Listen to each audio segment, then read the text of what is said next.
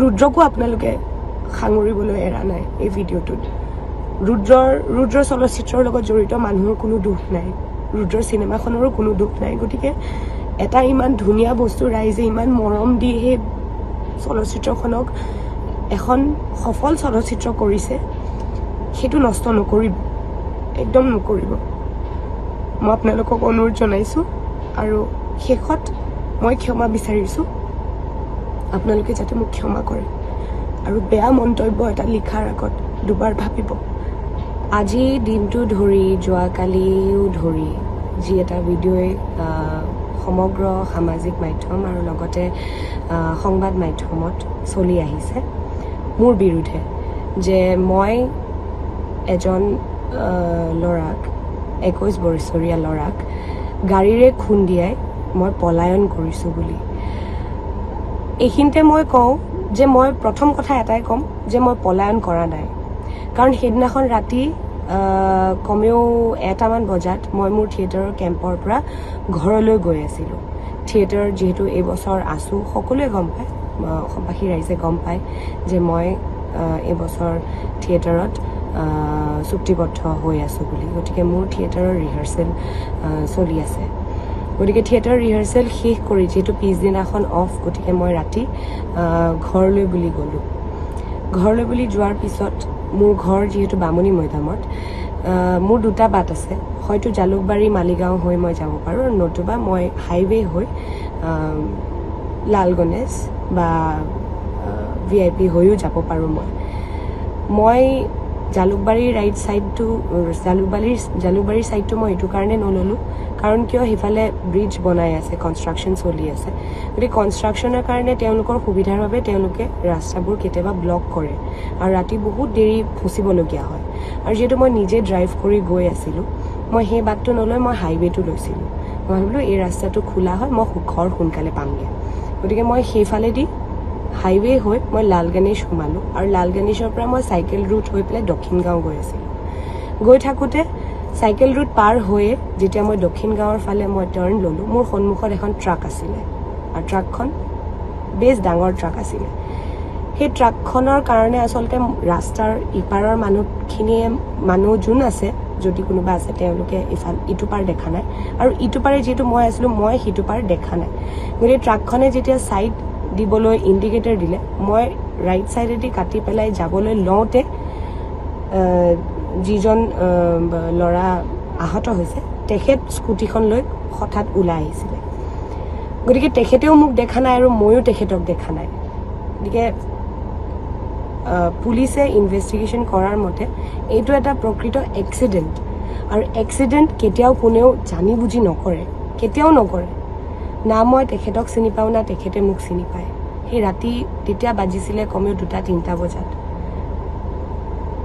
মোৰ কোনো উদ্দেশ্য নাছিল যে আজি মই সেই এক্সিডেণ্টটো কৰি যাম আৰু মই পলাম সেইটো হোৱাৰ পিছত মোৰ গাড়ীখনৰ পিকআপটো কমি গৈছিলে সেই এক্সিডেণ্টটো হোৱাৰ পিছত মোৰ গাড়ীখনৰ পিকআপ কমি গৈছে মোৰ গাড়ীৰ পিছফালে যিহেতু আৰু গাড়ী আছিলে মই গাড়ীখন ছাইডত নি ৰখাইছোঁ তাত ৰৈছোঁ মই সেই ৰোৱা সময়খিনিত কিন্তু তাত ট্ৰাকৰ ড্ৰাইভাৰকেইটাৰ বাহিৰে বা এজন দুজন ল'ৰা তাত কোনো বেলেগ মাইকী মানুহ বা কোনো নাছিলে ল'ৰা আছিলে মই যেহেতু অলপমান হ'লেও মই ভয় খাইছোঁ মই গাড়ীতে বহি মই ব্ৰেক মিৰৰ ভিউৰ পৰা মই চাই আছোঁ তেখেতক ধৰিছে তাৰপিছত মই আৰক্ষী বিষয়াক ফোন কৰিছোঁ পুলিচ থানাত মই ফোন কৰিছোঁ আৰু মই জনাইছোঁ তেওঁলোকক যে এনেকৈ তেনেকৈ হৈছে গতিকে মই যদি পলালোহেঁতেন হয়তো মই আৰক্ষীক নিজে মই ফোন নকৰিলোঁ হয় গ'ল কথা গ'ল দুজন ল'ৰাই মোৰ পিছা কৰিছে বুলি মই গম নাপাওঁ তেওঁলোকে পিছে পিছে আহি মোক খেদি খেদি ভিডিঅ' কৰিছে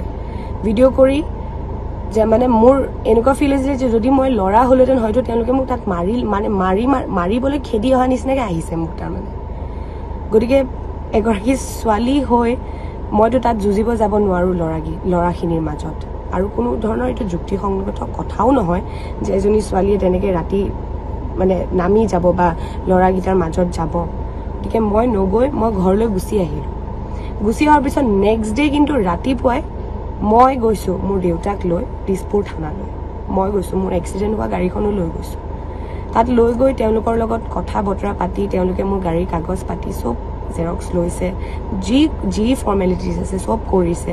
তেওঁলোকে মোৰ গাড়ী চাইছে, চাই মেলি তেওঁলোকে গোটেইখিনি ইনভেষ্টিগেশ্যন যি কৰিব লাগে গোটেইখিনি কৰিছে।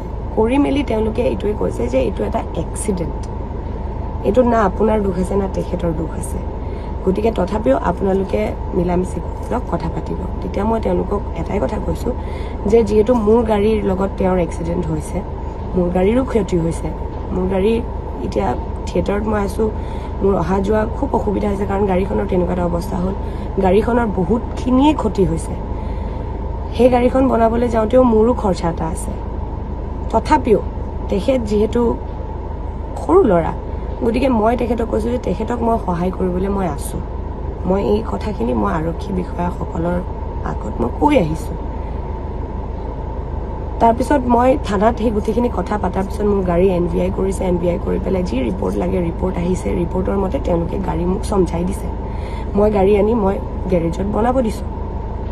এতিয়া কথাটো হ'ল যে এই যিবোৰ ভিডিঅ'জ মোৰ বিৰুদ্ধে দিয়া হৈছে, কৈছে যে মই হিট এণ্ড ৰান কেছত মানে মই ফচিছোঁ, মই পলাইছোঁ, মোৰ গাড়ী 100-120 স্পীডত আছিলে। মই ভাবোঁ শিক্ষিত লোকে হয়তো এইখিনি কথা মিছা বুলি ভাবিব, কাৰণ এখন ট্ৰাকৰ পিছত যেতিয়া এখন গাড়ী নৰ্মেল 4 হুইলাৰ এখন থাকিব, সেই গাড়ীখনৰ স্পীড 100টো হ'ব নোৱাৰে, তাৰমানে কেতিয়াও হ'ব নোৱাৰে। গতিকে মই চলাই আছোঁ বুলি মই কথাটো কোৱা নাই। সেই সময়টোত মই আছিলোঁ গাড়ীখনত, গতিকে মই ফিজিকেলি মই চাই আছিলোঁ ষ্টেবল মাইণ্ডত তাৰমানে। আৰু কৈছে মোৰ গাড়ীত মদ পাইছে, কোনো ধৰণৰ তেনেকৈ কোনো মোৰ গাড়ী চাবলৈই অহা নাই, তেওঁলোকে। আপোনালোকে হয়তো ভিডিঅ'টোত দেখিছে, তেওঁলোকে মোকহে ভিডিঅ' কৰিছে, মোৰ গাড়ীখনক কিন্তু ভিডিঅ' কৰা নাই, বা গাড়ীখনে যে খুন্দিয়াইছে সেইটোৰ প্ৰুফ কিন্তু তেওঁলোকৰ ওচৰত একো নাই, অকল মোৰ নাম্বাৰ প্লেটটো আছে। কিন্তু নাম্বাৰ প্লেটটো তেওঁলোকে যি ভিডিঅ' কৰিছে তাৰে পিছফালটোহে দেখাইছে। গতিকে মই বেছি কথা একো নকওঁ, মই জাষ্ট আপোনালোকক এটাই কথা ক'ব বিচাৰিছোঁ যে মই এগৰাকী অভিনেত্ৰী বুলি বা এগৰাকী ছোৱালী বুলি ইমান টাৰ্গেট নকৰিব। মই যিখিনি কৰিবলগীয়া আছে মই কৰি আছোঁ। মই থাকিব নোৱাৰোঁ, মই থিয়েটাৰত আছোঁ, ব্যস্ত আছোঁ। মই যিহেতু থাকিব নোৱাৰোঁ, ফিজিকেলি মই তাত প্ৰেজেণ্ট থাকিব নোৱাৰোঁ, কিন্তু মোৰ মা দেউতা তাত আছে। কণ্টিনিউৱাছলি তেওঁলোক কণ্টেক্টত আছে, পুলিচৰ লগত কণ্টেক্ট কৰি আছে, ল'ৰাজনৰ খবৰ লৈ আছে।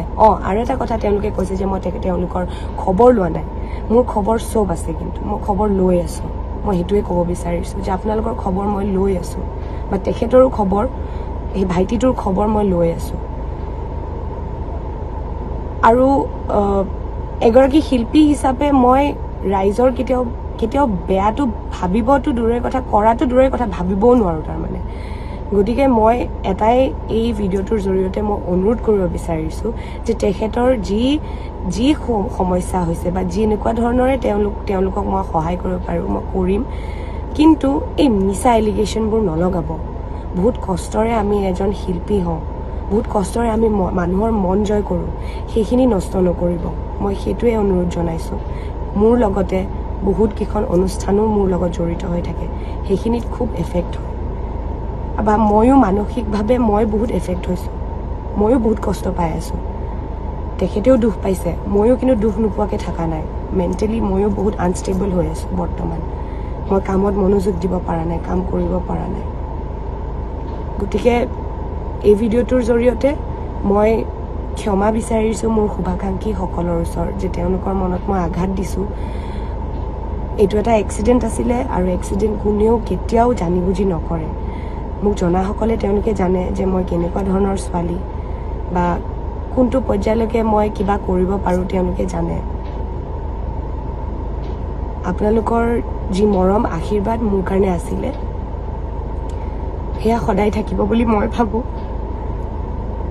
মই দুখিত এই গোটেই ইনচিডেণ্টটোৰ কাৰণে, দুৰ্বল হৈ আছোঁ, কিন্তু তথাপিও ৰাইজৰ বাবে সদায় কাম কৰি আছিলোঁ। আৰু মোৰ ৰিচেণ্ট চলচ্চিত্ৰ ৰুদ্ৰক আপোনালোকে বহুত মৰম দিছে, ৰুদ্ৰকো আপোনালোকে সাঙুৰিবলৈ এৰা নাই এই ভিডিঅ'টোত। ৰুদ্ৰ চলচ্চিত্ৰৰ লগত জড়িত মানুহৰ কোনো দুখ নাই, ৰুদ্ৰ চিনেমাখনৰো কোনো দুখ নাই। গতিকে এটা ইমান ধুনীয়া বস্তু ৰাইজে ইমান মৰম দি সেই চলচ্চিত্ৰখনক এখন সফল চলচ্চিত্ৰ কৰিছে সেইটো নষ্ট নকৰিব, একদম নকৰিব। মই আপোনালোকক অনুৰোধ জনাইছোঁ আৰু শেষত মই ক্ষমা বিচাৰিছোঁ, আপোনালোকে যাতে মোক ক্ষমা কৰে আৰু বেয়া মন্তব্য এটা লিখাৰ আগত দুবাৰ ভাবিব। ধন্যবাদ।